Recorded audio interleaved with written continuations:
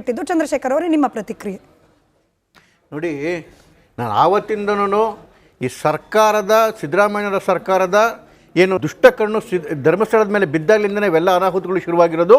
ಮತ್ತು ಇವೆಲ್ಲ ಏನು ಈ ಪಾಪದ ಕೂಸುಗಳಿದಾವಲ್ಲ, ಇವೆಲ್ಲವೂ ಕೂಡ ಅಲ್ಲಿಂದ ಬೆಂಬಲ ಪ್ರೇರಿತವಾಗಿರ್ತಕ್ಕಂಥದ್ದೇ. ಅದಕ್ಕೆ ಹಲವಾರು ಉದಾಹರಣೆಗಳು ಬಂತು. ಸಿದ್ದರಾಮಯ್ಯನವರೇ, ಸ್ವಲ್ಪನಾದರೂ ನಿಮ್ಗೇನಾದರೂ ಒಂದು ಆತ್ಮ ಏನಂದು ಇದ್ದರೆ, ಅಹಿಂದ ಹೆಸರು ಹೇಳ್ಕೊಂಡು, ದಲಿತರ ಹೆಸರು ಹೇಳ್ಕೊಂಡು ಇವತ್ತು ರಾಜಕಾರಣಕ್ಕೆ ಬಂದಿದ್ದೀರಿ, ಅಧಿಕಾರಕ್ಕೆ ಬಂದಿದ್ದೀರಿ. ನೋಡಿ, ಆ ದಲಿತ ಹೆಣ್ಮಕ್ಳು ಇವತ್ತು ಕಣ್ಣೀರು ಹಾಕೊಂಡು ಕೂತಿದ್ದಾರೆ. ಯಾರ ಕಾರಣಕ್ಕೋಸ್ಕರ? ನಿಮ್ಮ ಕಾರಣಕ್ಕೋಸ್ಕರ. ಇದ್ದಾರಲ್ಲ, ಆ ಪಾಪಿಗಳಿದಾರಲ್ಲ, ಅವನು ತಿಮ್ಮರೋಡಿ, ಗಿರೀಶ್ ಮಟ್ಟಣ್ಣ ಅವರು, ಜಯಂತ ಮತ್ತೆ ವಿಠಲಗೌಡ, ಅವರ ಸರ್ಕಾರ ನಿಂತಿದೆಯಲ್ಲ, ಕೇಳಿಸ್ಕೊಂಬಿಡಿ. ನಿಮ್ ವಾದವನ್ನು ಒಪ್ಪೋಣ, you have all the rights to speak. ಆದ್ರೆ ಪಾಪಿಗಳು, ಪಾಪಗಳು, ನಿಮ್ ಭಾಷೆ ಬಗ್ಗೆ ದಯವಿಟ್ಟು ಗಮನ ಇಟ್ಟು ಮಾತಾಡಿ ಅಷ್ಟೇ. ನನ್ನ ವಾದ ಪ್ರತಿವಾದ ಆಮೇಲೆ ರೀ, ಫಸ್ಟ್ ಮನುಷ್ಯತ್ವ ನೋಡಿ. ಆ ಹೆಣ್ಮಕ್ಳ ಕಣ್ಣಲ್ಲಿ ನೀರು ಬರ್ತಾ ಇದೆಯಲ್ಲ, ಒಳ್ಳೇದಾಗುತ್ತೆ ಇವರಿಗೆ. ಅಲ್ಲ ರೀ, ಯಾವುದಾದ್ರೂ ಒಬ್ಬ ಕ್ರಿಮಿನಲ್ಗೆ, ಯಾವುದಾದ್ರೂ ಒಬ್ಬ ಆರೋಪಿಗೆ ನಿಮ್ಗೆ ಇಷ್ಟು ದಿವಸ ಪೊಲೀಸ್ ಒಳಗಡೆಗೆ ಟೈಮ್ ಕೊಟ್ಟು ಅವನ್ನ ಬೀಡಾಡಿ ದನಗಳ ತರ ಆಚೆ ಕಡೆಗೆ ಓಡಾಡಿಕೊಂಡಿರ್ತಕ್ಕಂಥ ಇತಿಹಾಸ ಇದೆಯಾ ಕರ್ನಾಟಕದಲ್ಲಿ? ಕರ್ನಾಟಕ ಪೊಲೀಸಲ್ಲಿ ಇತಿಹಾಸ ಇದೆಯಾ? ಇಲ್ಲೇವರೆಗೂ ಏನು ಹೈಕೋರ್ಟ್ ಹೇಳುತ್ತೆ ಇವ್ರು ತಂದು ಎನ್ಕ್ವೈರಿ ಮಾಡಿ ಅಂತ ಹೇಳಿ 16 ಏನು ಪಿಟಿಷನ್ಗಳು ನಿರ್ಮಾಣ ಆಗ್ತವೆ, ಇವ್ರ ಮೇಲೆ ಮಾನನಷ್ಟ ಮೊಕದ್ದಮೆಗಳಾಗ್ತವೆ, ಶಸ್ತ್ರಾಸ್ತ್ರ ಪ್ರಕರಣಗಳು ದಾಖಲಾಗ್ತವೆ. ಇಷ್ಟೆಲ್ಲ ಆದ್ರೂ ಕೂಡ ಒಂದೇ ಒಂದು ದಿವಸ ಅವ್ರನ್ನ ಬಂಧಿಸೋದಿಲ್ಲ ಅಂತ ಹೇಳಿದ್ರೆ ಈ ಸರ್ಕಾರದ ಕಪ್ಪಿಮುಷ್ಟಿ ಅವ್ರ ಹಿಂದೆ ಇದೆ ಅಂತ ಅನಿಸುತ್ತಾ ಇಲ್ವಾ? ನೋಡಿ, ಇವತ್ತು ಈಗ ನೋಡಿ, ಕೋರ್ಟಲ್ಲಿ ಇದೆ ಪ್ರಕರಣ. ಒಂದ್ ಸೆಕೆಂಡ್, ಕೋರ್ಟಲ್ಲಿ ಇದೆ ಪ್ರಕರಣ. ಕೋರ್ಟ್ಗೆ ಅರೆಸ್ಟ್ ಅಲ್ಲಲ್ಲ, ಕೋರ್ಟ್ ಅರೆಸ್ಟ್ ಮಾಡೋ ನಿರ್ದೇಶನ ಕೊಟ್ಟಿದ್ರೆ ಮಾಡಿರ್ತಿದ್ರು. ಈಗ ಯಾವುದೋ ಒಂದು ಪ್ರಕರಣ ದಾಖಲಾಯಿತು ಒಂದು ಮಾತ್ರಕ್ಕೆ ಅವ್ರನ್ನ ಅರೆಸ್ಟ್ ಮಾಡಲೇಬೇಕು ಅಂತ ಹೇಳಿ ಭಾರತದ ಕಾನೂನಿನ ಅಡಿಯಂತೂ ಇಲ್ಲ ಸರ್. ಅದನ್ನ ಗಮನದಲ್ಲಿ ಇಟ್ಕೊಂಡು ಮುಂದುವರಿಸಿ. ಅರೆಸ್ಟ್ ಮಾಡೋದಲ್ಲ, ಕರೆದು ಎನ್ಕ್ವೈರಿ ಮಾಡಬೇಡಿ ಅಂತ ಹೇಳಿದ ಕೋರ್ಟ್. ಎನ್ಕ್ವೈರಿ ಮಾಡೋದು ಕರಿಬೇಕು ತಾನೆ. ನೋಡಿ, ಇಷ್ಟೆಲ್ಲ ಕೇಸ್ಗಳು ನಡ್ಕೊಂಡ್ಬಂತು. ಚಿನ್ನಯ್ಯ ಏನ್ ಹೇಳಿದ್ರು ಇದಕ್ಕೆ ಇದಾದಾಗ, ಅರೆಸ್ಟ್ ಆದಾಗ ಚಿನ್ನಯ್ಯ ಕೋರ್ಟ್ ಮುಂದೆ 164 ಸ್ಟೇಟ್ಮೆಂಟ್ ಮಾಡಿ ಹೇಳಿದ್ರು, ಇಷ್ಟು ಏನು ಷಡ್ಯಂತ್ರ ನಡೆದಿದೆ, ಆ ಷಡ್ಯಂತ್ರ ಇವ್ರ ಕಾರಣಕ್ಕೋಸ್ಕರ ಆಯ್ತು ಅಂತ ಹೇಳಿ. ಅಂದ್ರೆ ಷಡ್ಯಂತ್ರ ಮಾಡೋರು ಇಲ್ಲಿವರೆಗೂ ಕರೆದವರು ಒದ್ದು ಒಳಗಡೆ ಹಾಕಿಲ್ಲ, ವಿಚಾರಣೆ ಮಾಡಿಲ್ಲ ಅಂತ ಹೇಳಿದ್ರೆ ಯಾರು ಕುಮ್ಮಕ್ಕಿನಿಂದ ರೀ? ಈ ಸರ್ಕಾರದ ಕುಮ್ಮಕ್ಕಿಲ್ವಾ ಅದಕ್ಕೆ?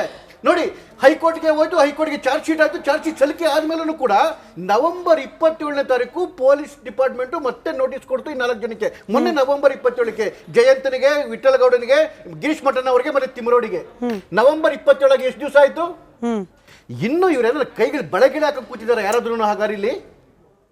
ಸರ್, ನೀವು ಭಾಷೆ ಜೊತೆಗೆ ಬಳಸ್ತಾ ಇರೋ ಕಾಂಟೆಕ್ಸ್ಟ್ ಅಲ್ಲ, ಕೈಗಳಿಗೆ ಬಳೆ ಹಾಕೊಂಡು ಕೂತು ಒಂದು ಆ ಹೆಣ್ಮಕ್ಳಿಗೆ ಯಾಕೆ ಅವಮಾನ ಮಾಡ್ತೀರಿ? ಬಳೆ ಹಾಕೊಂಡ್ಬಿಟ್ರೆ ಏನು ಹೆಣ್ಮಕ್ಳು? ನೀವು ವಿಷಯಕ್ಕೆ ಸೀಮಿತವಾಗಿ ಮಾತಾಡಿ. ಯಾವತ್ತೂ ಅಷ್ಟೇನೆ. ಇವತ್ತು ಪೊಲೀಸ್ ಡಿಪಾರ್ಟ್ಮೆಂಟ್ ಇಷ್ಟೊಂದು ಲೀನಿಯನ್ಸು ಅಲ್ಲ ರೀ. ಕ್ರಿಮಿನಲ್ಗಳು ಅವರು ಅಂತ ಗೊತ್ತು. ಜಯಂತ ಹೇಳಿದಾರೆ ಬುರ್ಡೆ ತರಿಸಿದ್ದು ಇವನಂತ ಹೇಳಿ, ಗಿರೀಶ್ ಪಟ್ಟಣನ್ ಅವರು ಅಂತ ಹೇಳಿ, ಚಿನ್ನಯ್ಯ ಅವರು ಹೇಳ್ತಾ ಇದ್ರೆ ನನಗೆ ಇಷ್ಟು ಏನು ಷಡ್ಯಂತ್ರಕ್ಕೆ ಇವರೇ ಮೂಲ ಕಾರಣ ಅಂತೇಳಿ. ವಿಠಲಗೌಡ ಹೇಳ್ತಾರೆ ಯಾರೋ ಕುಮ್ಮಕ್ಕಿನಿಂದ ನಾನು ಹೊರಗೆ ಬಂದೆ ಅಂತೇಳಿ. ಎಲ್ಲ ಎವಿಡೆನ್ಸ್ಗಳು ಇದ್ಕೊಂಡು ಕೂಡ ಇವ್ರದೇ ಡೆಪ್ಯೂಟಿ ಚೀಫ್ ಮಿನಿಸ್ಟರ್ ಫ್ಲೋರಲ್ಲಿ ಹೇಳ್ತಾರೆ ಷಡ್ಯಂತ್ರ ಆಗಿದೆ ಅಂತೇಳಿ. ಇವ್ರದೇ ಸ್ಪೆಷಲ್ ಪ್ರಾಸಿಕ್ಯೂಟರ್ ಜಗದೀಶ್ ಅವರು ಹೈಕೋರ್ಟ್ ಮುಂದೆ ಹೇಳ್ತಾರೆ ಷಡ್ಯಂತ್ರ ಆಗಿದೆ ಅಂತೇಳಿ. ಷಡ್ಯಂತ್ರ ಯಾರು ಮಾಡಿದ್ರು ಅಂತ ಗೊತ್ತು, ಷಡ್ಯಂತ್ರ ಮಾಡಿದ್ರು ಅಂತೇಳಿ ಸರ್ಕಾರಕ್ಕೂ ಗೊತ್ತು, ಷಡ್ಯಂತ್ರ ಮಾಡೋರು ಯಾರು ಅಂತ ಪೊಲೀಸ್ ಡಿಪಾರ್ಟ್ಮೆಂಟ್ಗೂ ಗೊತ್ತು. ಅವ್ರನ್ನ ಕರೆದು ಎನ್ಕ್ವೈರಿ ಮಾಡತಕ್ಕಂತ ಬೆನ್ನೆಲುಬು ಕೂಡ ಇವತ್ತು ಇಲ್ಲ ಆಗಿದೆ ಅಂತ. ತನಿಖೆಯ ಪ್ರಕ್ರಿಯೆ ಬಗ್ಗೆ ನಿಮಗೂ ಕೂಡ ಅಸಮಾಧಾನ ಇದೆ? ಪ್ರಶ್ನೆ ಅಸಮಾಧಾನದಲ್ಲ, ಏನು ಮಾಡ್ತಾರೆ ಇಲ್ಲಿವರೆಗೂ ಯಾಕೆ ಅವ್ರನ್ನ ತಂದು ಎನ್ಕ್ವೈರಿ ಮಾಡಿಲ್ಲ? ಯಾಕೆ ಎನ್ಕ್ವೈರಿ ಮಾಡಿಲ್ಲ? ಜಿತೇಂದ್ರ ಅವರು ಬಿಟ್ಟಿದ್ದು. ಚಂದ್ರಶೇಖರ್ ಅವರೇ, ನಿಮ್ಮ ಪ್ರತಿಕ್ರಿಯೆ ನೋಡಿ. ನಾನು ಆವತ್ತಿಂದನೂ ಈ ಸರ್ಕಾರದ, ಸಿದ್ದರಾಮಯ್ಯರ ಸರ್ಕಾರದ ಏನು ದುಷ್ಟ ಕಣ್ಣು ಧರ್ಮಸ್ಥಳದ ಮೇಲೆ ಬಿದ್ದಾಗಲಿಂದನೇ ಇವೆಲ್ಲ ಅನಾಹುತಗಳು ಶುರುವಾಗಿರೋದು. ಮತ್ತು ಇವೆಲ್ಲ ಏನು ಈ ಪಾಪದ ಕೂಸುಗಳಿದಾವಲ್ಲ, ಇವೆಲ್ಲವೂ ಕೂಡ ಅಲ್ಲಿಂದ ಬೆಂಬಲ ಪ್ರೇರಿತವಾಗಿರ್ತಕ್ಕಂಥದ್ದೇ. ಅದಕ್ಕೆ ಹಲವಾರು ಉದಾಹರಣೆಗಳು ಬಂತು. ಸಿದ್ದರಾಮಯ್ಯನವರೇ, ಸ್ವಲ್ಪನಾದರೂ ನಿಮ್ಗೇನಾದರೂ ಒಂದು ಆತ್ಮ ಏನಂದು ಇದ್ದರೆ, ಅಹಿಂದ ಹೆಸರು ಹೇಳ್ಕೊಂಡು, ದಲಿತರ ಹೆಸರು ಹೇಳ್ಕೊಂಡು ಇವತ್ತು ರಾಜಕಾರಣಕ್ಕೆ ಬಂದಿದ್ದೀರಿ, ಅಧಿಕಾರಕ್ಕೆ ಬಂದಿದ್ದೀರಿ.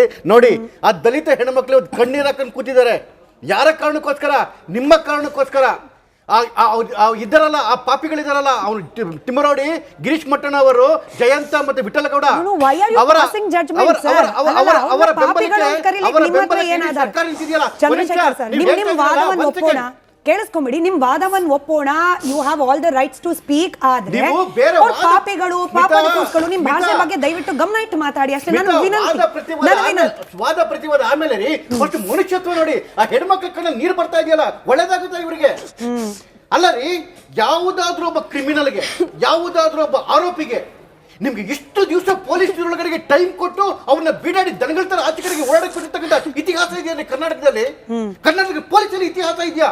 ಇಲ್ಲಿವರೆಗೂ ಏನು ಹೈಕೋರ್ಟ್ ಹೇಳ್ತೀವಿ ಇವ್ರು ತಂದು ಎನ್ಕ್ವೈರಿ ಮಾಡಿ ಅಂತ ಹೇಳಿ 10 ಏನು ಪಿಟಿಷನ್ಗಳು ನಿರ್ಮಾಣ ಆಗ್ತವೆ, ಇವ್ರ ಮೇಲೆ ಮಾನನಷ್ಟ ಮೊಕದ್ದಮೆಗಳಾಗ್ತವೆ, ಶಸ್ತ್ರಾಸ್ತ್ರ ಪ್ರಕರಣಗಳು ದಾಖಲಾಗ್ತವೆ. ಇಷ್ಟೆಲ್ಲ ಆದ್ರೂ ಕೂಡ ಒಂದೇ ಒಂದು ದಿವಸ ಅವ್ರನ್ನ ಬಂಧಿಸೋದಿಲ್ಲ ಅಂತ ಹೇಳಿದ್ರೆ ಈ ಸರ್ಕಾರದ ಕಪಿಮುಷ್ಟಿ ಅವ್ರ ಹಿಂದೆ ಇದೆ ಅಂತ ಅನಿಸುತ್ತಾ ಇಲ್ವಾ? ನೋಡಿ ಇವತ್ತು ಈಗ ನೋಡಿ ಕೋರ್ಟ್ ಅಲ್ಲಿ ಇದೆ ಪ್ರಕರಣ, ಒಂದ್ ಸೆಕೆಂಡ್, ಕೋರ್ಟ್ ಅಲ್ಲಿ ಇದೆ ಪ್ರಕರಣ, ಕೋರ್ಟ್ಗೆ ಅರೆಸ್ಟ್ ಅಲ್ಲಲ್ಲ ಕೋರ್ಟ್ ಅರೆಸ್ಟ್ ಮಾಡೋ ನಿರ್ದೇಶನ ಕೊಟ್ಟಿದ್ರೆ ಮಾಡಿರ್ತಿದ್ರು. ಈಗ ಯಾವ್ದೋ ಒಂದು ಪ್ರಕರಣ ದಾಖಲಾಯ್ತು ಒಂದು ಮಾತ್ರಕ್ಕೆ ಅವ್ರನ್ನ ಅರೆಸ್ಟ್ ಮಾಡ್ಲೇಬೇಕು ಅಂತ ಹೇಳಿ ಭಾರತದ ಕಾನೂನಿನ ಅಡಿಯಂತೂ ಇಲ್ಲ ಸರ್. ಅದನ್ನ ಗಮನದಲ್ಲಿ ಇಟ್ಕೊಂಡು ಮುಂದುವರಿಸಿ. ಅರೆಸ್ಟ್ ಮಾಡೋದಲ್ಲ, ಕರೆದು ಎನ್ಕ್ವೈರಿ ಮಾಡಬೇಡಿ ಅಂತ ಹೇಳಿದ ಕೋರ್ಟ್. ಎನ್ಕ್ವೈರಿ ಮಾಡೋದು ಕರಿಬೇಕು ತಾನೆ. ನೋಡಿ ಇಷ್ಟೆಲ್ಲ ಕೇಸ್ಗಳು ನಡ್ಕೊಂಡ್ಬಂತು. ಚಿನ್ನಯ್ಯ ಏನ್ ಹೇಳಿದ್ರು ಇದಕ್ಕೆ ಇದಾದಾಗ ಅರೆಸ್ಟ್ ಆದಾಗ ಚಿನ್ನಯ್ಯ ಕೋರ್ಟ್ ಮುಂದೆ 164 ಸ್ಟೇಟ್ಮೆಂಟ್ ಮಾಡಿ ಹೇಳಿದ್ರು ಇಷ್ಟು ಏನು ಷಡ್ಯಂತ್ರ ನಡೆದಿದೆ, ಆ ಷಡ್ಯಂತ್ರ ಇವ್ರ ಕಾರಣಕ್ಕೋಸ್ಕರ ಆಯ್ತು ಅಂತ ಹೇಳಿ. ಅಂದ್ರೆ ಷಡ್ಯಂತ್ರ ಮಾಡೋರು ಇಲ್ಲಿವರೆಗೂ ಕರೆದ್ರು ಒದ್ದು ಒಳಗಡೆ ಹಾಕಿಲ್ಲ, ವಿಚಾರಣೆ ಮಾಡಿಲ್ಲ ಅಂತ ಹೇಳಿದ್ರೆ ಯಾರು ಕುಮ್ಮಕ್ಕಿನಿಂದ ರೀ? ಈ ಸರ್ಕಾರದ ಕುಮ್ಮಕ್ಕಿಲ್ವಾ ಅದಕ್ಕೆ? ನೋಡಿ ಹೈಕೋರ್ಟ್ಗೆ ಹೋಯ್ತು, ಹೈಕೋರ್ಟ್ಗೆ ಚಾರ್ಜ್ ಶೀಟ್ ಆಯ್ತು, ಚಾರ್ಜ್ ಶೀಟ್ ಸಲ್ಲಿಕೆ ಆದ್ಮೇಲೂ ಕೂಡ ನವೆಂಬರ್ 27ನೇ ತಾರೀಕು ಪೊಲೀಸ್ ಡಿಪಾರ್ಟ್ಮೆಂಟ್ ಮತ್ತೆ ನೋಟಿಸ್ ಕೊಡ್ತು ಈ 4 ಜನಕ್ಕೆ. ಮೊನ್ನೆ ನವೆಂಬರ್ 27ಕ್ಕೆ ಜಯಂತನಿಗೆ, ವಿಠಲಗೌಡನಿಗೆ, ಗಿರೀಶ್ ಮಠನ್ ಅವರಿಗೆ ಮತ್ತೆ ತಿಮ್ಮರೋಡಿಗೆ. ನವೆಂಬರ್ 27ಗೆ ಎಷ್ಟು ದಿವಸ ಆಯ್ತು? ಇನ್ನು ಇವರೆಲ್ಲ ಕೈಗಳು ಬಳೆಗಿಡ ಹಾಕಿ ಕೂತಿದ್ದಾರೆ ಯಾರಾದ್ರೂ ಹಾಗಾದ್ರೆ ಇಲ್ಲಿ? ಸರ್ ನೀವು ಭಾಷೆ ಜೊತೆಗೆ ಬಳಸ್ತಾ ಇರೋ ಕಾಂಟೆಕ್ಸ್ಟ್ ಅಲ್ಲ, ಕೈಗಳಿಗೆ ಬಳೆ ಹಾಕೊಂಡು ಕೂತು ಒಂದು ಆ ಹೆಣ್ಮಕ್ಳಿಗೆ ಯಾಕೆ ಅವಮಾನ ಮಾಡ್ತೀರಿ? ಬಳೆ ಹಾಕೊಂಡ್ಬಿಟ್ರೆ ಏನು ಹೆಣ್ಮಕ್ಳು? ನೀವು ವಿಷಯಕ್ಕೆ ಸೀಮಿತವಾಗಿ ಮಾತಾಡಿ. ಯಾವತ್ತೂ ಅಷ್ಟೇನೆ. ಇವತ್ತು ಪೊಲೀಸ್ ಡಿಪಾರ್ಟ್ಮೆಂಟ್ ಇಷ್ಟೊಂದು ಲೀನಿಯನ್ಸು ಅಲ್ಲ ರೀ. ಕ್ರಿಮಿನಲ್ಗಳು ಅವರು ಅಂತ ಗೊತ್ತು. ಜಯಂತ ಹೇಳಿದಾರೆ ಬುರ್ಡೆ ತರಿಸಿದ್ದು ಇವನಂತೇಳಿ, ಗಿರೀಶ್ ಪಟ್ಟಣನ್ ಅವರು ಅಂತ ಹೇಳಿ. ಚಿನ್ನಯ್ಯ ಅವರು ಹೇಳ್ತಾ ಇದ್ರೆ ನನಗೆ ಇಷ್ಟು ಏನು ಷಡ್ಯಂತ್ರಕ್ಕೆ ಇವರೇ ಮೂಲ ಕಾರಣ ಅಂತೇಳಿ. ವಿಠಲ್ ಗೌಡ ಹೇಳ್ತಾರೆ ಯಾರೋ ಕುಮ್ಮಕ್ಕಿನಿಂದ ನಾನು ಹೊರಗೆ ಬಂದೆ ಅಂತೇಳಿ. ಎಲ್ಲ ಎವಿಡೆನ್ಸ್ಗಳು ಇದ್ಕೊಂಡು ಕೂಡ ಇವರದೇ ಡೆಪ್ಯೂಟಿ ಚೀಫ್ ಮಿನಿಸ್ಟರ್ ಫ್ಲೋರಲ್ಲಿ ಹೇಳ್ತಾರೆ ಷಡ್ಯಂತ್ರ ಆಗಿದೆ ಅಂತೇಳಿ. ಇವ್ರದೇ ಸ್ಪೆಷಲ್ ಪ್ರಾಸಿಕ್ಯೂಟರ್ ಜಗದೀಶ್ ಅವರು ಹೈಕೋರ್ಟ್ ಮುಂದೆ ಹೇಳ್ತಾರೆ ಷಡ್ಯಂತ್ರ ಆಗಿದೆ ಅಂತೇಳಿ. ಷಡ್ಯಂತ್ರ ಯಾರು ಮಾಡಿದ್ರು ಅಂತ ಗೊತ್ತು, ಷಡ್ಯಂತ್ರ ಮಾಡಿದ್ರು ಅಂತೇಳಿ ಸರ್ಕಾರಕ್ಕೂ ಗೊತ್ತು, ಷಡ್ಯಂತ್ರ ಮಾಡೋರು ಯಾರು ಅಂತ ಪೊಲೀಸ್ ಡಿಪಾರ್ಟ್ಮೆಂಟ್ಗೂ ಗೊತ್ತು. ಅವ್ರನ್ನ ಕರೆದು ಎನ್ಕ್ವೈರಿ ಮಾಡತಕ್ಕಂತ ಬೆನ್ನೆಲುಬು ಕೂಡ ಇವತ್ತು ಇಲ್ಲಾಗಿದೆ ಅಂತಂದ್ರೆ ತನಿಖೆಯ ಪ್ರಕ್ರಿಯೆ ಬಗ್ಗೆ ನಿಮಗೂ ಕೂಡ ಅಸಮಾಧಾನ ಇದೆ. ಪ್ರಶ್ನೆ ಅಸಮಾಧಾನದಲ್ಲ, ಏನು ಮಾಡ್ತಾರೆ ಇಲ್ಲಿವರೆಗೂ ಯಾಕೆ ಅವ್ರನ್ನ ತಂದು ಎನ್ಕ್ವೈರಿ ಮಾಡಿಲ್ಲ? ಯಾಕೆ ಎನ್ಕ್ವೈರಿ ಮಾಡಿಲ್ಲ? ಜಿತೇಂದ್ರ ಅವರು ಮುಗಿಸೋಣ ಸರ್ ಬಿಟ್ಟಿದ್ದು. ಚಂದ್ರಶೇಖರ್ ಅವರೇ ನಿಮ್ಮ ಪ್ರತಿಕ್ರಿಯೆ. ನೋಡಿ ನಾನು ಆವತ್ತಿಂದನೂ ಈ ಸರ್ಕಾರದ, ಸಿದ್ದರಾಮಯ್ಯರ ಸರ್ಕಾರದ ಏನು ದುಷ್ಟಕಣ್ಣು ಧರ್ಮಸ್ಥಳದ ಮೇಲೆ ಬಿದ್ದಾಗಲಿಂದನೇ ಇವೆಲ್ಲ ಅನಾಹುತಗಳು ಶುರುವಾಗಿರೋದು. ಮತ್ತು ಇವೆಲ್ಲ ಏನು ಈ ಪಾಪದ ಕೂಸುಗಳಿದಾವಲ್ಲ ಇವೆಲ್ಲವೂ ಕೂಡ ಅಲ್ಲಿಂದ ಬೆಂಬಲ ಪ್ರೇರಿತವಾಗಿರ್ತಕ್ಕಂಥದ್ದೇ. ಅದಕ್ಕೆ ಹಲವಾರು ಉದಾಹರಣೆಗಳು ಬಂತು. ಸಿದ್ದರಾಮಯ್ಯನವರೇ ಸ್ವಲ್ಪನಾದರೂ ನಿಮ್ಗೇನಾದರೂ ಒಂದು ಆತ್ಮ ಏನಂದು ಇದ್ದರೆ ಅಹಿಂದ ಹೆಸರು ಹೇಳ್ಕೊಂಡು, ದಲಿತರ ಹೆಸರು ಹೇಳ್ಕೊಂಡು ಇವತ್ತು ರಾಜಕಾರಣಕ್ಕೆ ಬಂದಿದ್ದೀರಿ, ಅಧಿಕಾರಕ್ಕೆ ಬಂದಿದ್ದೀರಿ. ನೋಡಿ ಆ ದಲಿತ ಹೆಣ್ಮಕ್ಳು ಇವತ್ತು ಕಣ್ಣೀರು ಹಾಕೊಂಡು ಕೂತಿದ್ದಾರೆ. ಯಾರ ಕಾರಣಕ್ಕೋಸ್ಕರ? ನಿಮ್ಮ ಕಾರಣಕ್ಕೋಸ್ಕರ. ಇದ್ದಾರಲ್ಲ ಆ ಪಾಪಿಗಳಿದಾರಲ್ಲ, ಅವನು ತಿಮ್ಮರೋಡಿ, ಗಿರೀಶ್ ಮಠನ್ ಅವರು, ಜಯಂತ ಮತ್ತೆ ವಿಠಲಗೌಡ ಅವರ ಸರ್ಕಾರ ನಿಂತಿದೆಯಲ್ಲ. ಕೇಳಿಸ್ಕೊಂಬಿಡಿ, ನಿಮ್ ವಾದವನ್ನು ಒಪ್ಪೋಣ.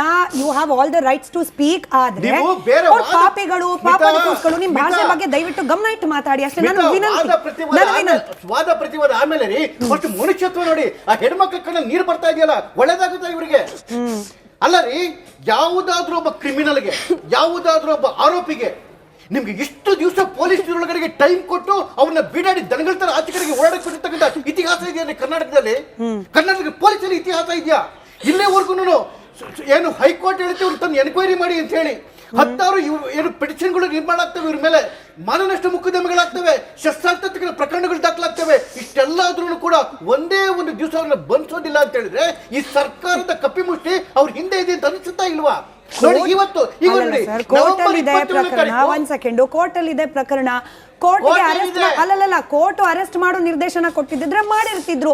ಈಗ ಯಾವ್ದೋ ಒಂದು ಪ್ರಕರಣ ದಾಖಲಾಯ್ತು ಒಂದು ಮಾತ್ರಕ್ಕೆ ಅವ್ರನ್ನ ಅರೆಸ್ಟ್ ಮಾಡ್ಲೇಬೇಕು ಅಂತ ಹೇಳಿ ಭಾರತದ ಕಾನೂನಿನ ಅಡಿಯಂತೂ ಇಲ್ಲ ಸರ್. ಅದನ್ನ ಗಮನದಲ್ಲಿ ಇಟ್ಕೊಂಡು ಮುಂದುವರಿಸಿ. ಅರೆಸ್ಟ್ ಮಾಡೋದಲ್ಲ, ಕರೆದು ಎನ್ಕ್ವೈರಿ ಮಾಡಬೇಡಿ ಅಂತ ಹೇಳಿದ ಕೋರ್ಟ್. ಎನ್ಕ್ವೈರಿ ಮಾಡೋದು ಕರಿಬೇಕು ತಾನೆ. ನೋಡಿ ಇಷ್ಟೆಲ್ಲ ಕೇಸ್ಗಳು ನಡ್ಕೊಂಡ್ಬಂತು. ಚಿನ್ನಯ್ಯ ಏನ್ ಹೇಳಿದ್ರು ಇದಕ್ಕೆ ಇದಾದಾಗ ಅರೆಸ್ಟ್ ಆದಾಗ ಚಿನ್ನಯ್ಯ ಕೋರ್ಟ್ ಮುಂದೆ 164 ಸ್ಟೇಟ್ಮೆಂಟ್ ಮಾಡಿ ಹೇಳಿದ್ರು ಇಷ್ಟು ಏನು ಷಡ್ಯಂತ್ರ ನಡೆದಿದೆ, ಆ ಷಡ್ಯಂತ್ರ ಇವ್ರ ಕಾರಣಕ್ಕೋಸ್ಕರ ಆಯ್ತು ಅಂತೇಳಿ. ಅಂದ್ರೆ ಷಡ್ಯಂತ್ರ ಮಾಡೋರು ಇಲ್ಲಿವರೆಗೂ ಕರೆದ್ರು ಒದ್ದು ಒಳಗಡೆ ಹಾಕಿಲ್ಲ, ವಿಚಾರಣೆ ಮಾಡಿಲ್ಲ ಅಂತ ಹೇಳಿದ್ರೆ ಯಾರು ಕುಮ್ಮಕ್ಕಿನಿಂದ ರೀ? ಈ ಸರ್ಕಾರದ ಕುಮ್ಮಕ್ಕಿಲ್ವಾ ಅದಕ್ಕೆ? ನೋಡಿ ಹೈಕೋರ್ಟ್ಗೆ ಹೋಯ್ತು, ಹೈಕೋರ್ಟ್ಗೆ ಚಾರ್ಜ್ ಶೀಟ್ ಆಯ್ತು, ಚಾರ್ಜ್ ಶೀಟ್ ಸಲ್ಲಿಕೆ ಆದ್ಮೇಲೂ ಕೂಡ ನವೆಂಬರ್ 27ನೇ ತಾರೀಕು ಪೊಲೀಸ್ ಡಿಪಾರ್ಟ್ಮೆಂಟ್ ಮತ್ತೆ ನೋಟಿಸ್ ಕೊಡ್ತು ಈ 4 ಜನಕ್ಕೆ. ಮೊನ್ನೆ ನವೆಂಬರ್ 27ಕ್ಕೆ ಜಯಂತನಿಗೆ, ವಿಠಲಗೌಡನಿಗೆ, ಗಿರೀಶ್ ಮಠನ್ ಅವರಿಗೆ ಮತ್ತೆ ತಿಮ್ಮರೋಡಿಗೆ. ನವೆಂಬರ್ 27ಗೆ ಎಷ್ಟು ದಿವಸ ಆಯ್ತು? ಇನ್ನು ಇವರೆಲ್ಲ ಕೈಗೆ ಬಳಗಿಡ ಹಾಕಿ ಕೂತಿದ್ದಾರೆ ಯಾರಾದ್ರೂ ಹಾಗಾದ್ರೆ ಇಲ್ಲಿ ಸರ್ ನೀವು ಭಾಷೆ ಜೊತೆಗೆ ಬಳಸ್ತಾ ಇರೋ ಕಾಂಟೆಕ್ಸ್ಟ್ ಅಲ್ಲ, ಕೈಗಳಿಗೆ ಬಳೆ ಹಾಕೊಂಡು ಕೂತು ಒಂದು ಆ ಹೆಣ್ಮಕ್ಳಿಗೆ ಯಾಕೆ ಅವಮಾನ ಮಾಡ್ತೀರಿ? ಬಳೆ ಹಾಕೊಂಡ್ಬಿಟ್ರೆ ಏನು ಹೆಣ್ಮಕ್ಳು? ನೀವು ವಿಷಯಕ್ಕೆ ಸೀಮಿತವಾಗಿ ಮಾತಾಡಿ. ವಿಷಯಕ್ಕೆ ಸೀಮಿತವಾಗಿ ಮಾತಾಡಿ. ಯಾವತ್ತೂ ಅಷ್ಟೇನೆ. ಇವತ್ತು ಪೊಲೀಸ್ ಡಿಪಾರ್ಟ್ಮೆಂಟ್ ಇಷ್ಟೊಂದು ಲೀನಿಯನ್ಸ್ ಅಲ್ಲ ರೀ. ಕ್ರಿಮಿನಲ್ಗಳು ಅವರು ಅಂತ ಗೊತ್ತು. ಜಯ ಅಂತ ಹೇಳಿದರೆ ಬುರ್ಡೆ ತರಿಸಿದ್ದು ಯಾರು ಜಯ ಇವನಂತೇಳಿ ಗಿರೀಶ್ ಪಟ್ಟಣನವರು ಅಂತ ಹೇಳಿ ಚಿನ್ನ ಅವರು ಹೇಳ್ತಾ ಇದ್ರೆ ನನಗೆ ಇಷ್ಟು ಏನು ಷಡ್ಯಂತ್ರಕ್ಕೆ ಇವರೇ ಮೂಲ ಕಾರಣ ಅಂತೇಳಿ. ವಿಠಲ್ ಗೌಡ ಹೇಳ್ತಾರೆ ಯಾರೋ ಕುಮ್ಮಕ್ಕಿನಿಂದ ನಾನು ಹೊರಗೆ ಬಂದೆ ಅಂತೇಳಿ. ಎಲ್ಲ ಎವಿಡೆನ್ಸ್ಗಳು ಇದ್ಕೊಂಡು ಕೂಡ ಇವ್ರದೇ ಡೆಪ್ಟಿ ಚೀಫ್ ಮಿನಿಸ್ಟರ್ ಫ್ಲೋರಲ್ಲಿ ಹೇಳ್ತಾರೆ ಷಡ್ಯಂತ್ರ ಆಗಿದೆ ಅಂತೇಳಿ. ಇವ್ರದೇ ಸ್ಪೆಷಲ್ ಪ್ರಾಸಿಕ್ಯೂಟರ್ ಜಗದೀಶ್ ಅವರು ಹೈಕೋರ್ಟ್ ಮುಂದೆ ಹೇಳ್ತಾರೆ ಷಡ್ಯಂತ್ರ ಆಗಿದೆ ಅಂತೇಳಿ. ಷಡ್ಯಂತ್ರ ಯಾರು ಮಾಡಿದ್ರು ಅಂತ ಗೊತ್ತು, ಷಡ್ಯಂತ್ರ ಮಾಡಿದ್ರು ಅಂತೇಳಿ ಸರ್ಕಾರಕ್ಕೂ ಗೊತ್ತು, ಷಡ್ಯಂತ್ರ ಮಾಡೋರು ಯಾರು ಅಂತ ಪೊಲೀಸ್ ಡಿಪಾರ್ಟ್ಮೆಂಟ್ಗೂ ಗೊತ್ತು. ಅವ್ರನ್ನ ಕರೆದು ಎನ್ಕ್ವೈರಿ ಮಾಡ್ತಕ್ಕಂಥ ಬೆನ್ನೆಲುಬು ಕೂಡ ಇವತ್ತು ಇಲ್ಲಾಗಿದೆ ಅಂತಂದ್ರೆ SIT ತನಿಖೆಯ ಪ್ರಕ್ರಿಯೆ ಬಗ್ಗೆ ನಿಮಗೂ ಕೂಡ ಅಸಮಾಧಾನ ಇದೆ. ಪ್ರಶ್ನೆ ಅಸಮಾಧಾನದಲ್ಲ, ಏನು ಮಾಡ್ತಾರೆ ಇಲ್ಲಿವರೆಗೂ ಯಾಕೆ ಅವ್ರನ್ನ ತಂದು ಎನ್ಕ್ವೈರಿ ಮಾಡಿಲ್ಲ? ಯಾಕೆ ಎನ್ಕ್ವೈರಿ ಮಾಡಿಲ್ಲ? ಜಿತೇಂದ್ರ ಅವರು ಮುಗಿಸೋಣ ಸರ್.